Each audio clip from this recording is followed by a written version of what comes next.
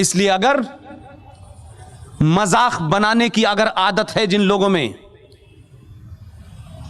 एक साहब को तस्वीर बनाना आता था, बहुत तस्वीर बनाते थे, मैंने 4 नाम लिए, उसमें से अगर उनमें दम थी अब तो वो अल्लाह को प्यारे हो गए। इसमें से एक की तस्वीर बनाते तो पता चलता क्या होता। आपने तो हमारे आस्थाओं को चोट पहुंचाते हुए आपने उनके भी कपड़े उतार दिए। जरा उनके कपड़े उतारते तो पता चलता आपको।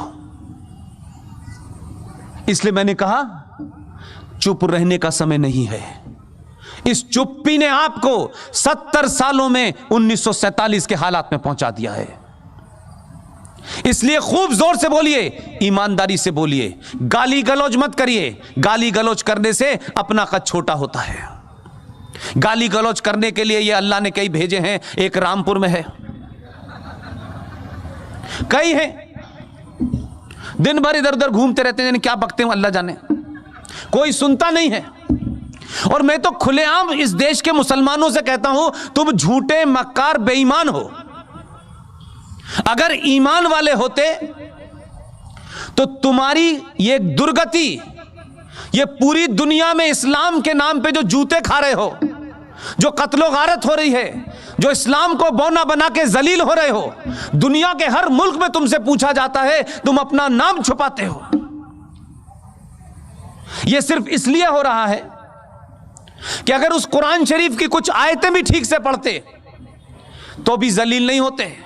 हम तो दुनिया में एकमात्र ऐसी सभ्यता हैं कि हमने तुम्हारे नाम और तुम्हारे पहनावे से और तुम्हारे फेस से कभी हमने कोई सवाल खड़ा नहीं किया।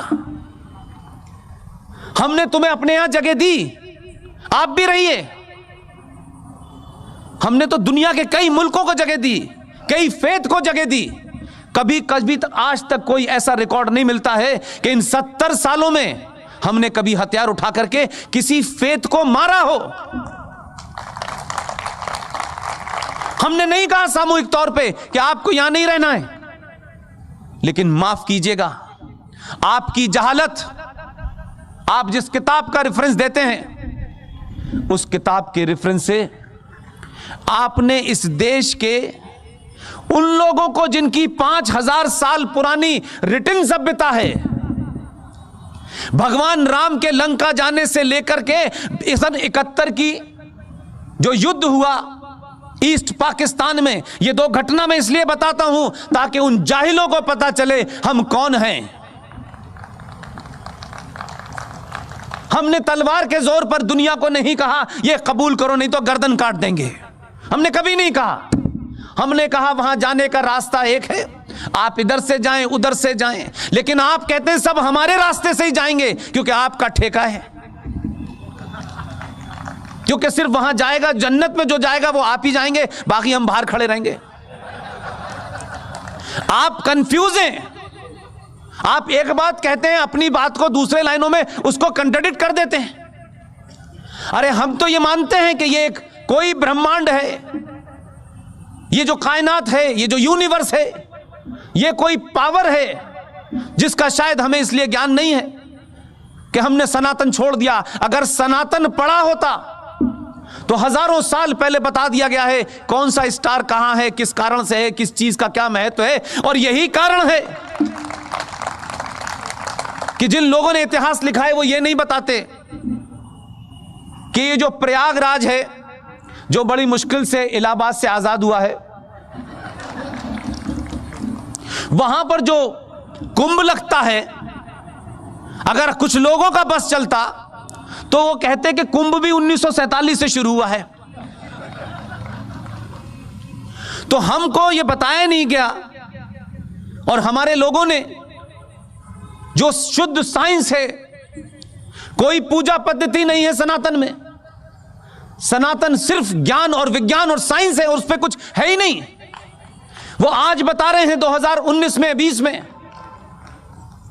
कि ये जो आपका जो स्नान होता है इसका एक महत्व इसलिए होता है कि जो प्लैनेट्स की पोजीशन होती है वो 12 साल में एक प्लैनेट आता है और उस वक्त उसकी अल्ट्रावायलेट रेस की वजह से पानी के अंदर अशुद्धियां समाप्त हो जाती हैं और नहाने से आपको आसान हो जाता है। और आपके अंदर कोई बीमारी पैदा नहीं होती। लेकिन यही बात हम कहते थे तो लोग कहते थे ये मूर्ख लोग हैं, ये मूर्ख लोग हैं भाई। और आपको मूर्ख कौन कह रहा था? ये वो लोग कह रहे थे जिनका अल्लाह पे यकीन है। मेरा भी अल्लाह पे पूरा यकीन है, 100% है। देखिए, पानी में इसलिए नहीं पीता हूं कि लोग कहेंगे पानी पी पी के देता है, तो मैं उनको ये चांस नहीं देना चाहता। लोग कहें बगैर पानी दिए भी देता है, तो वो कहते हैं हमारा अल्लाह पे यकीन है। अरे हमारा तो अल्लाह पे यकीन हजारों सालों से था। ऐसा नहीं था कि 1400 साल से, 632 से शुरू हुआ, हजारों सालों से था। और आज भी हम मानते हैं यकीन आपका कमजोर है, क्योंकि आप अल्लाह की आड़ में मुल्ला का इस्लाम चलाना चाहते हैं,